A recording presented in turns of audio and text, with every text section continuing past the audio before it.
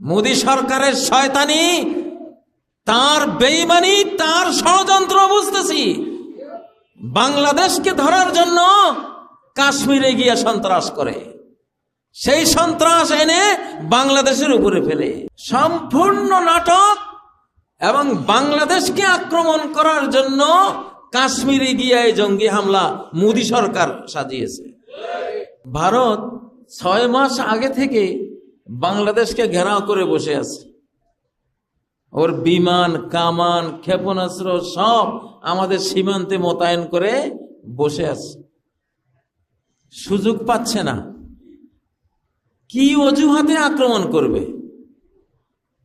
কি একটা কারণ দেখিয়ে হামলা করবে?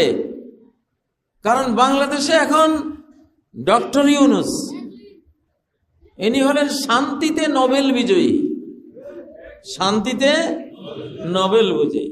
ওনাকে যদি জঙ্গি বলে, টেরর বলে, পৃথিবীর কেউ মানবে না, বরং ওই লোকের সারা পৃথিবীর মানুষ জুতা মারবে যে আমাদের স্যারকে তোরা জঙ্গি বলিস।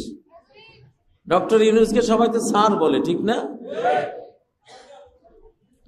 এখন বাংলাদেশের শান্তিপ্রিয় মানুষ ডক্টর ইউনূস সাহেবের নেতৃত্বে শান্তিপ্রিয় ভাবে আমরা সময় কাটাচ্ছি, ঠিক নয় কি? এইটা ভারতের মোদী সরকারের সহ্য হচ্ছিল না। বাংলাদেশকে ঘেরাও করে তো রেখেছি, এখন হামলাটা করব, একটা তো অজুহাত লাগবে, একটা ঘটনা ঘটাইতে হবে। এখন বাংলাদেশে যদি কোনো জঙ্গি তৎপরতা চালায় আর বলে যে বাংলাদেশ জঙ্গি হয়ে গেছে, এটা পৃথিবীর মানুষ বিশ্বাস করবে না। এরা এখন ষড়যন্ত্র করেছে, কোথায় একটা জঙ্গি হামলা নাটক করলে পৃথিবীকে বিশ্বাস করানো যাবে। ওদের মুরব্বীরা বুদ্ধি দিয়েছে, এটা পাকিস্তানের পাশে গিয়া করো। পাকিস্তানের পাশে একটা জঙ্গি হামলা হলে, কাশ্মীর টাশ্মীর মিলে হইলে, এটা বলতে পারবো যে এটা পাকিস্তান করেছে, লস্করে তৈবা অমুক তমুক। বুঝেন না? সম্পূর্ণ নাটক। এবং বাংলাদেশকে আক্রমণ করার জন্য কাশ্মীরে গিয়ে জঙ্গি হামলা মোদী সরকার সাজিয়েছে। হয়তো আপনারা প্রশ্ন করতে পারেন যে ওখানে করেছে, আমাদের দোষ কি? হ্যাঁ, আপনার দোষ কি? আপনাকে বলবে আপনার সাথে ওদের সম্পর্ক আছে। ডক্টর ইউনূসও পাকিস্তান থেকে ঘুরে আসছে না, বলবে আপনার সাথে সামরিক চুক্তি আছে, অতএব বাংলাদেশ, ওই যে পাকিস্তান নামক রাষ্ট্র, ওরা জঙ্গি মঙ্গি, ওদের সাথে বাংলাদেশের সম্পর্ক, বাংলাদেশে আর পাকিস্তানে মিলে এই কাণ্ড করেছে। এইটা বলার জন্য এরা অপেক্ষায় আছে, বলা শুরু করেছে। অতএব সামনের মাস, আগামী কুরবানির আগে সামনের মাসটা খুবই খুবই ঝুঁকিপূর্ণ বাংলাদেশের জন্য। মে মাসটা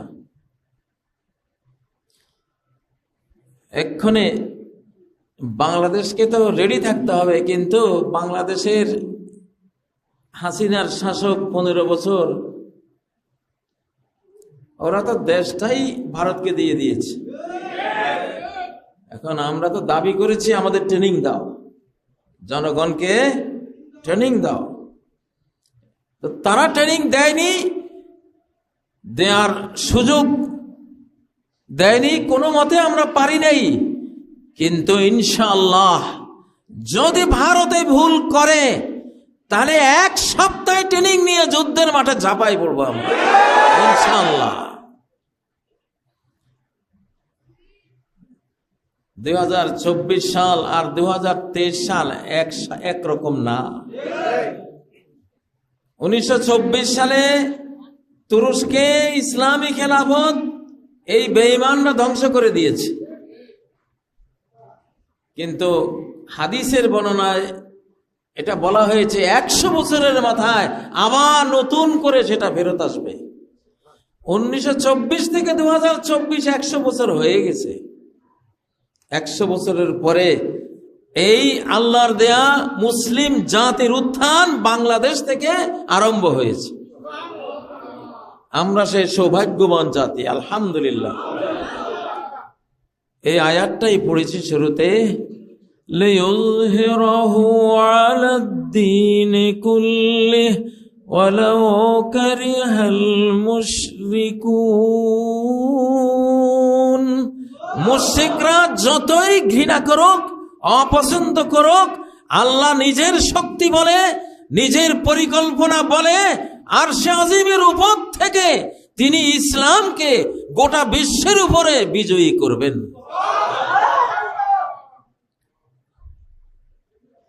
এখন যুদ্ধ হবে ভারতের সাথে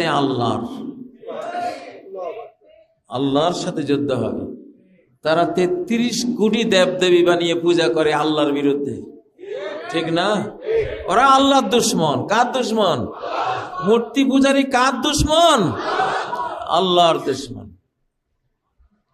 তো তাদের সাথে লড়াইটা হবে মূলত আল্লাহর লড়াই হবে। আল্লাহর সাথে লড়াই হয়েছিল নূহের জাতির। ফলাফল কি? নূহের জাতি, হযরত নূহ আলাইহিস সালামের জাতি, নবীর পুত্র কেনান সহ সব ডুবে তারা মারা গিয়েছিল, ঠিক না? যুদ্ধ হয়েছিল আল্লাহর সাথে নমরুদের। কার? নমরুদের। আল্লাহ তাআলা মশক বাহিনী দিয়া নমরুদ বাহিনীকে পৃথিবী থেকে বিদায় করে দিয়েছিলেন। পঙ্গু ল্যাংড়া মশা দিয়া নমরুদকেও দুনিয়া থেকে বিদায় করে দিয়েছিলেন, ঠিক না? এইভাবে যুগে যুগে আল্লাহর সাথে লড়াই যারা করেছে কেউই জিততে পারেনি। আল্লাহু গালিবুন আলা আমরি। আল্লাহ তার কাজে, তার বিষয়ে সর্বদাই তিনি বিজয়ী থাকেন। পরাজিত হওয়ার কোনো সম্ভাবনা নাই। প্রিয় ভাইরা, আমাদেরকে আল্লাহর আশ্রয়ে যেতে হবে। বাংলাদেশ এমন একটা দেশ, চারপাশে শত্রু, চারপাশে শত্রু। যেমন ইসরায়েলের চারপাশে তার শত্রু। ইসরায়েলের শত্রু হলো মুসলমান, ইসরায়েলের শত্রু হলো তার চারপাশে মুসলিম রাষ্ট্র, ঠিক না? একদিকে লেবানন, জর্ডান, ইরাক, তারপরে মিশর, তারপরে কুর্দিস্তান। হ্যাঁ, মানে তার চারপাশে হলো তার শত্রু। তবে শত্রুরা হলো তারা মুসলমান। আর বাংলাদেশ হলো মুসলমান দেশ, তার চারপাশে শত্রু সব বেঈমান। সব কি? বেঈমান। তিন দিকে তো ভারত আছে, আর একদিকে মিয়ানমার, তাই না? তো যাওয়ার একখান রাস্তা খোলা আছে, সেটা উপরের দিকে, আকাশের রাস্তাটা খোলা, ঠিক না? আকাশের পথ খোলা। এখান থেকে আল্লাহর কাছে প্রার্থনা জানাবেন, যুদ্ধাস্ত্র থাকবে। নবীজি যেমন লোহার হেলমেট মাথায় দিয়েছেন, শুধু কেবল সুতার টুপি জীবনে সারা জীবন পরেন নাই, যুদ্ধের পরিস্থিতি এসেছে লোহার টুপি পরেছেন, নাকি? ওয়ালা রাসিহিল মিগফার, তার মাথায় ছিল লোহার টুপি। ওহদের ময়দানে লোহার হেলমেটের উপরে বেঈমান তলোয়ার দিয়ে যখন মেরেছিল, সেই হেলমেট নেমে এই পর্যন্ত এসেছিল। নবীজির চেহারা মোবারক রক্তাক্ত হয়ে গিয়েছিল, পাশের দুইটা দাঁত, বড় বড় দাঁত ভেঙে গিয়েছিল, ঠিক না? আমরা তো সেই নবীর উম্মত।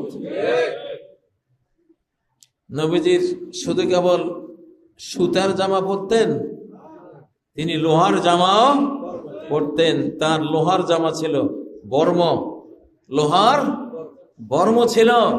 যুদ্ধে যাওয়ার আগে লোহার সেই পাঞ্জাবি পরে, বর্ম পরে যুদ্ধে গিয়েছিলেন, ঠিক না? নবীজির তলোয়ার ছিল, তীর ছিল, বল্লম ছিল। আমাদের ঘরগুলিতে তো হলো সোফা, আলমারি, তারপরে খাট, পালং, আমাদের ঘরে হলো এগুলি। নবী সাল্লাল্লাহু আলাইহি ওয়াসাল্লাম ঘরে এগুলি একটাও ছিল না। না কোনো সোফা, না কোনো আলমারি, না কোনো খাট, না কোনো অন্য কিছু। কি ছিল? তলোয়ার, বল্লম, তীর, হেলমেট, বর্ম, এইসব, ঠিক না? মুসলমানের আবার সেই ইতিহাস স্মরণ করতে হবে, সেই পথে যেতে হবে ইনশাআল্লাহ। প্রিয় ভাইরা, আমি বাংলাদেশে যেখানে যাই, আমাদের নির্যাতিত মুসলিম আলিম সমাজ, ইসলামকে যারা ভালোবাসে, তাদেরকে বলি যে এখন ক্ষমতা আপনাদের হাতে। ক্ষমতা এখন কার হাতে? আলিম সমাজের হাতে, ইসলামিক দলগুলির হাতে, ধর্মপ্রাণ মুসলিমদের হাতে। শুধু বাংলাদেশের ক্ষমতা নয়, সারা বিশ্বের ক্ষমতা মুসলিমদের হাতে আল্লাহ দিয়ে দিয়েছেন। কিন্তু এটা বুঝতে সময় লাগবে, হয়তো 20 বছর, হয়তো 24 বছর, 25 বছর সময় লাগবে। যখন নবীজি নবী হয়ে এসেছিলেন পৃথিবীতে, তখন তো তার হাতে ক্ষমতা দিয়ে দিয়েছেন আল্লাহ, ঠিক না? 40 বছরে যখন নবুয়ত পেয়েছিলেন, তখন তো পূর্ণ ক্ষমতা নিয়েই নবী হয়েছিলেন। সাম্রাজ্য তার হাতে, কোরআন তার হাতে, সব তার হাতে। কিন্তু এটা বুঝতে বুঝতে একটু সময় লেগেছে, ঠিক না? 13 বছর মক্কায় তো কিছুই বোঝা যায়নি। 13 বছর পরে যখন মদিনায় গিয়েছেন, আস্তে আস্তে আস্তে তখন মানুষ বুঝতে শুরু করেছে যে না, এই নবীর তো বিরাট ক্ষমতা আছে। এক পর্যায়ে যে মক্কাবাসী তাকে বের করে দিয়েছিল, সেই মক্কা তিনি জয় করলেন। সময় লাগে, কি লাগে? সময় লাগে। প্রিয় ভাইয়েরা, এই মসজিদ আল্লাহর ঘর। কার ঘর? এই মসজিদ আল্লাহর ঘর। ইনশাআল্লাহ বাইতুল মুকাদ্দাস মসজিদ থেকে সামনে গোটা পৃথিবী পরিচালিত হবে। বাইতুল মুকাদ্দাস মসজিদ থেকে এক সময় গোটা পৃথিবী পরিচালিত হয়েছিল নবীজির মসজিদ থেকে, মসজিদে নববী থেকে। শেষ জামানায় এটা পরিচালিত হবে বাইতুল মুকাদ্দাস মসজিদ থেকে। বাইতুল মুকাদ্দাস মসজিদেই রাজধানী হবে হযরতে ইমাম মাহদী আলাইহিস সালামের। ওখানে রাজধানী হবে হযরতে ঈসা আলাইহিস সালামের। যে আল্লাহর সিদ্ধান্ত, বাইতুল মুকাদ্দাস থেকে গোটা পৃথিবী চলবে। ওরা এটার বিরুদ্ধে সমস্ত মারণাস্ত্র নিয়ে হাজির হয়েছে যে আল্লাহকে এটা আমরা করতে দেব না। লড়াইটা কার সাথে? আল্লাহু গালিবুন আলা আমরিহি। আল্লাহ তার যে অর্ডার, আল্লাহর যে সিদ্ধান্ত, সেটা বাস্তবায়ন করতে তিনি সক্ষম, তিনি ক্ষমতা রাখেন। আপনাদের এখন যেটা দরকার, মনের বল বাড়ানো, ঈমানের বল বাড়ানো। ভারতের বিমান একটা আসমানে মাথার উপর দিয়ে উড়ে গেলে সবাই মুদি মুদি কইয়া চিৎকার দিবেন না, আল্লাহ আল্লাহ বলে চিৎকার দিবেন, ঠিক না? আর ভারত ধ্বংস হোক বলে চিৎকার দিবেন। ও ধ্বংস হবে ইনশাআল্লাহ, ধ্বংস হবে, ধ্বংস তার অনিবার্য। শুধু সে না, মুসলিমদের বিরুদ্ধে ওরা মারমুখী হয়েছে একটি মাত্র কারণে, যে মুসলিমরা আল্লাহর কথা বলে, তাই না? আমরা মূর্তি পূজা করলে ওরা আমাদের বিরুদ্ধে টু শব্দ করবে না, করবে? করবে না। ফ্যাসিবাদীরা ওদের পূজা করত বাংলাদেশে, ফ্যাসিবাদীরা ওদের পূজা করতে, জন্য ফ্যাসিবাদীদের জন্য ওরা জান প্রাণ না, আমরা করলে আমাদের জন্য জান প্রাণ। কিন্তু এই জান প্রাণ হওয়া আমরা চাই? চাই না। ভারতের যারা শত্রু, তারা আল্লাহর মিত্র, তারা আল্লাহর বন্ধু। হিন্দুস্তান যুদ্ধের যে ওয়াদা হাদিসে আছে, ইসাবাতানি মিন উম্মতি আহরাজাহুমুল্লাহু মিনান নার। আমার উম্মতের 2টা দল, এদেরকে আল্লাহ জাহান্নাম থেকে মুক্তি দিয়ে দিয়েছেন। 1450 বছর আগের হাদিস, মুক্তি দিয়ে দিয়েছেন। এই 2 দল কারা? ইসাবাতুন তাগজুল হিন্দ, একটা দল যারা হিন্দুস্তানকে বন্ধু বানাবে না, হিন্দুস্তানের পিছে পিছে ঘুরবে না যে আমারে একটা ভুয়া নির্বাচন করাইয়া পাস করাইয়া ক্ষমতায় বসাও, ওরা হিন্দুস্তানের পিছে ঘুরবে না। ওরা বরং হিন্দুস্তানের বিরুদ্ধে ফাইট করবে, লড়াই করবে। মিডিয়ার লড়াই, বক্তৃতার লড়াই, লেখনীর লড়াই, অস্ত্রের লড়াই, অর্থনীতির লড়াই, অন্তরের লড়াই, মুখের লড়াই, যত রকমের লড়াই যুদ্ধ আছে পৃথিবীতে, সব ধরনের যুদ্ধ তারা ইন্ডিয়ার বিরুদ্ধে লড়বে। রাজি আছেন? কারা কারা রাজি আছেন?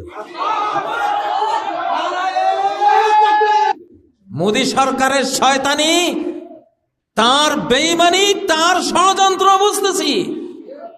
বাংলাদেশকে ধরার জন্য কাশ্মীরে গিয়ে সন্ত্রাস করে, সেই সন্ত্রাস এনে বাংলাদেশের উপরে ফেলে। কারণ মুসলমান, ওরাও মুসলমান, আমরাও মুসলমান। মুসলমান কোনোদিন একজন নিরপরাধ মানুষকে খুন করে না। খাঁটি মুসলিম কখনো এই কাজ করে না। পৃথিবীর যেখানে এমনটা হয়েছে এটা তারাই করেছে, তারা করে আমাদেরকে দোষারোপ করেছে। বাংলাদেশে যত জঙ্গি নাটক র্যাবের মহাপরিচালক বলেছেন সব ছিল ভুয়া। এই বাংলাদেশের যাদেরকে দিয়া করিয়েছে ওরা, তারাই বলেছে এগুলি সব কি ছিল? নাটক। তাহলে এখন যেগুলি ওগুলি কি সত্য হয়ে গেছে রাতারাতি? সেগুলিও কি নাটক? আমরা বুঝতেছি। বাংলাদেশের সরকার, বাংলাদেশের সেনাবাহিনী, তোমাদের ভিতরে যদি কোনো মির্জাফর থাকে সরে যাও। মির্জাফর এই মাটিতে আর হবে না ইনশাল্লাহ। এই মাটি কবুল করবে না কোনো মির্জাফরকে। দেশ প্রেমিক হও, ইসলাম প্রেমিক হও, বাংলাদেশ প্রেমিক হও, জান্নাতে যাবা ইনশাল্লাহ। বাংলাদেশের সন্তান হয়ে যদি ভারত প্রেমিক হও, তাহলে ভারতের মূর্তি পূজারীর সাথে তুমিও জাহান্নামে জ্বলতে হবে অনন্তকাল। وقودها الناس والحجارة أعدت للكافرين। ওই জাহান্নামের জ্বালানি ফুয়েল হবে বেঈমান, মুশরিক, কাফের। আর হলো তারা পাথর দিয়ে যে মূর্তি বানিয়েছে, সেই মূর্তি হলো ওটার ফুয়েল, জ্বালানি। আল্লাহ বান্দাকেও জ্বালাবে, মাবুদকেও জ্বালাবে। মূর্তি বানিয়ে, মূর্তিকে মাবুদ বানিয়ে যারা পূজা করেছে সেই মূর্তিও জ্বলবে, মূর্তির যারা পূজারী তারাও জ্বলবে। আর তাদের পক্ষ নিয়ে কেউ যদি বাংলাদেশের সন্তান হয়েও তারা যদি ভারতের সাথে প্রেম করে, ফাইন্নাহু মিনহুম, সেও তাদের একজন। সেও কি তাদের একজন। وَمَن يَتَوَلَّهُم مِّنكُمْ فَإِنَّهُ মিনহুম, তোমাদের মধ্য থেকে যারা ওই বেঈমানদেরকে ভালোবাসবে অবশ্যই সেও ওই বেঈমানদের কাতারভুক্ত, তাদের অন্তর্ভুক্ত। তাদের যে পরিণতি, এরও সেই পরিণতি হবে।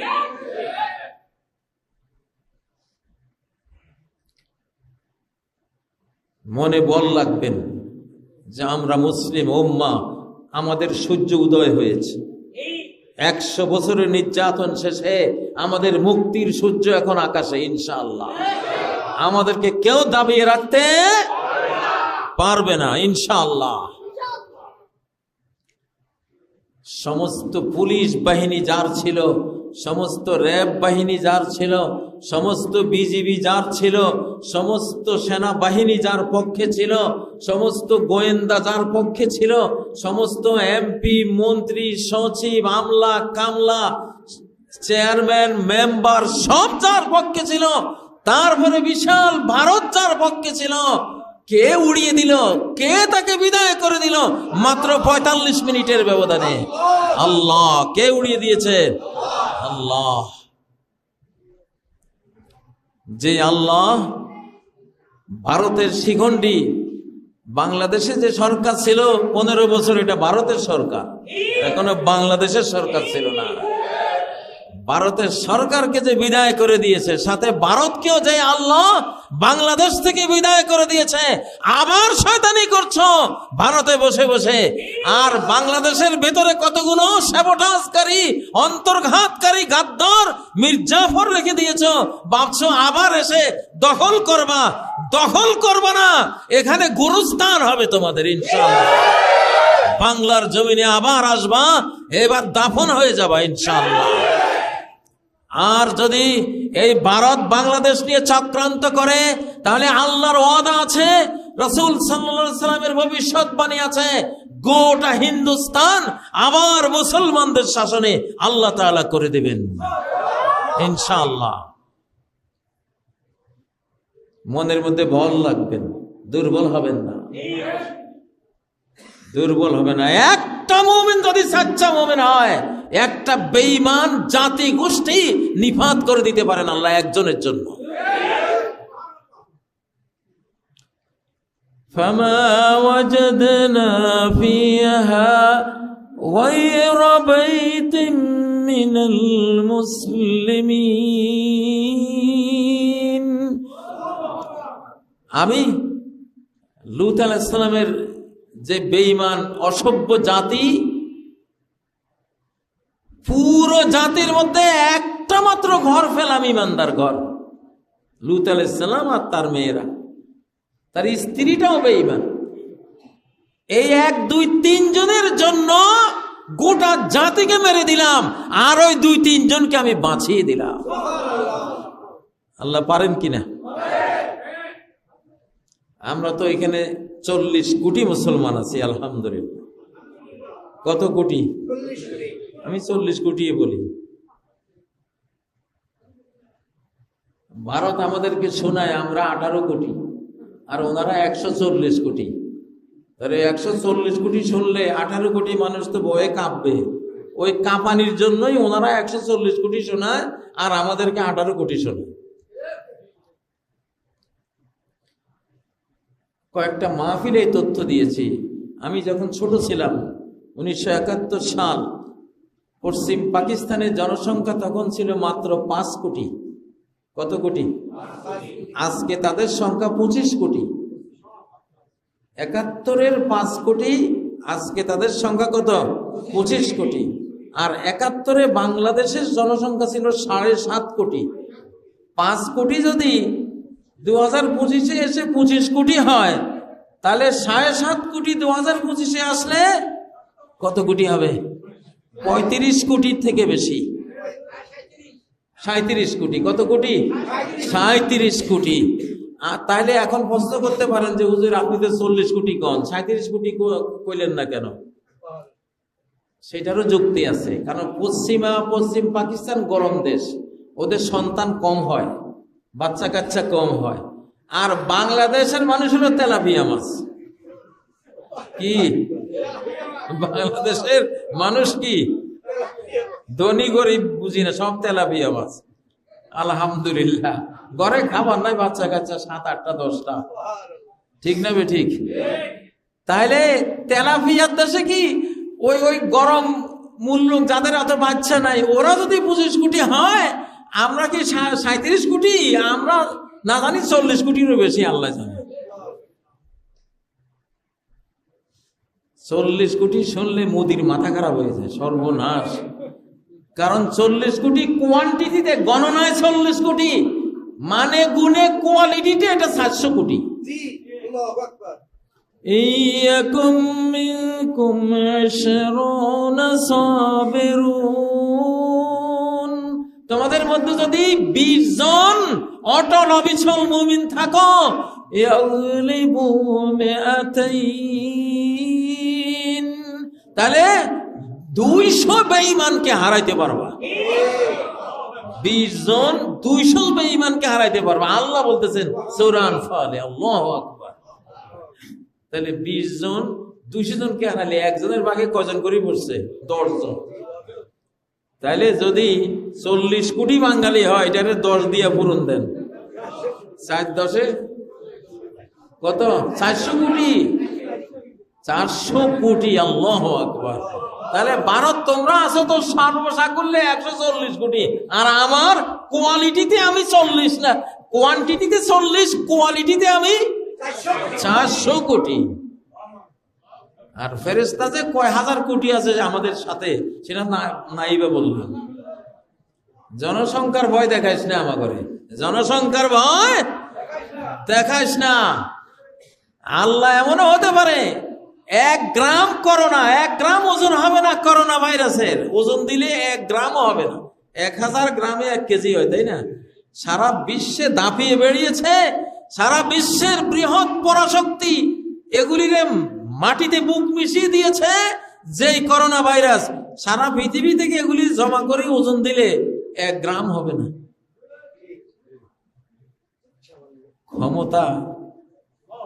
ক্ষমতা কি জিনিস! আল্লাহু আকবার।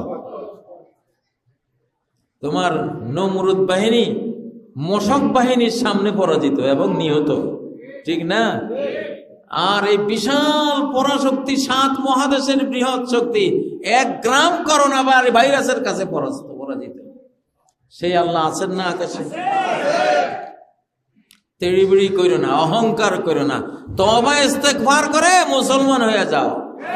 মুসলমান এটা ইসলাম কোন মুসলমানের ধর্মের নাম না, ইসলাম আল্লাহর ধর্মের নাম, ঠিক না? যে ইসলাম কবুল করে সেই মুসলমান হয়, মুসলিম হয়, ঠিক না? ইন্নাদ-দীনা ইনদাল্লাহিল ইসলাম। আল্লাহর কাছে দিন একটাই, সেটার নাম কি? ইসলাম। মোদি তুমি ইসলাম কবুল করো, ট্রাম্প তোমরা ইসলাম কবুল করো, তোমাদের দেশে যারা আছে সবাই ইসলাম কবুল করে জান্নাতে যাও। আমরা ওয়েলকাম জানাই আল্লাহর দিন। তোমাদেরকে যে আল্লাহ পালেন, যে আল্লাহ তোমাদেরকে জীবন মরণের যিনি মালিক, সৌভাগ্য দুর্ভাগ্য যিনি মালিক, জান্নাত জাহান্নামের যিনি মালিক, তার পক্ষ হও, তার ইসলাম গ্রহণ করে জান্নাতে যাও, ঠিক না? তোমাদের এখন সময় নাই, তোমাদের সূর্য অস্ত গেছে, তোমাদের সৌভাগ্যের সূর্য আকাশে নাই। এখন মুসলিম জাতির সৌভাগ্যের সূর্য আকাশে, ঠিক না? এই টাইমে যত লাফাইবা তত মরবা। ফাঁসি জাল চিনেন না? ফাঁসি জাল, কই মাছ যখন ফাঁসি জালে আটকে যত লাফায় তত পেঁচায়, ঠিক না?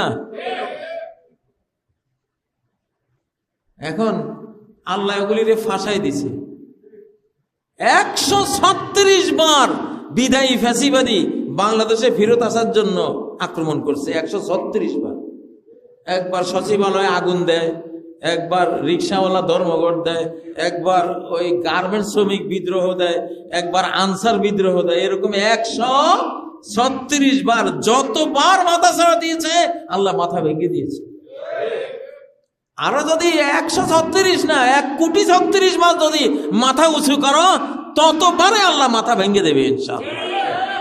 কারণ এখন তোমাদের টাইম না, এখন তোমাদের টাইম না। যখন আমাদের টাইম ছিল না, 2024-এর আগে আমাদের টাইম ছিল না, আমাদের বিজয়ের টাইম ছিল না, তখন আমরা যতই লাফাইছি মার খেয়েছি, কারণ সময়টা আমাদের ছিল না, ঠিক না? তো আমরা তো মার খাইলেও লাভ, কারণ বাঁচলে গাজী মরলে শহীদ। রাজার হাতি মরলেও 2 লাখ টাকা, বাঁচলেও কি 2 লাখ টাকা, তার হাড্ডির মূল্য বিরাট, ঠিক না? তো আমরা তো মরলেও লাভ, বাঁচলেও কি লাভ। আর তোদের বাঁচলে যা একটু লাভ, মরলে পুরাই লস। ফি নারি জাহান্নাম খালিদিনা ফিহা আবাদা। জাহান্নামের আগুন চিরস্থায়ী, একবার পড়লে আর কোনো মুক্তি নাই, ঠিক নয় কি? বাংলার মুসলমানেরা, বাংলাদেশের মুসলমানরা মনে সাহস রাখেন। সামনে আমাদের ইমাম মাহদী, সামনে আমাদের ঈসা আলাইহিস সালাম, সামনে আমরা 7 মহাদেশ শাসন করব। সমস্ত ইহুদি খ্রিস্টান ইসলাম কবুল করে ফেলবে ইনশাআল্লাহ। কারা কারা ভয় পাবেন? ইন্ডিয়ায় হামলা করলে কে কে ডরাইবেন? একটু হাত তোলেন দেখি। হ্যাঁ, রংপুরের মানুষ খুব সাহসী বাবা। বাহির দেশ। আরে আবু সাইদ তো আমার মুক্তবের ছাত্র। হ্যাঁ, আমার মুক্তবের ছাত্র। ও প্রাইমারিতে যার কাছে বসছে সেও আমার মুক্তবের ওস্তাদ, আমার ছাত্র। কেন আমি 450 মুক্তব আপনাদের এই এলাকায় চালিয়েছি 2004 সাল থেকে। এখন একটা মায়াভরা গ্রাম প্রকল্প নিয়েছি, তালিমুল কোরআন থাকবে, গরিবদের সহায়তা থাকবে, একেবারে প্রত্যেক শিশুর জন্য শিশু মক্তব, প্রত্যেক মহিলার জন্য মহিলা মক্তব, প্রত্যেক পুরুষের জন্য পুরুষ মক্তব ইনশাআল্লাহ দেব। সেটা আপনাদের এই এলাকাও পড়বে, আমাদের মায়াভরা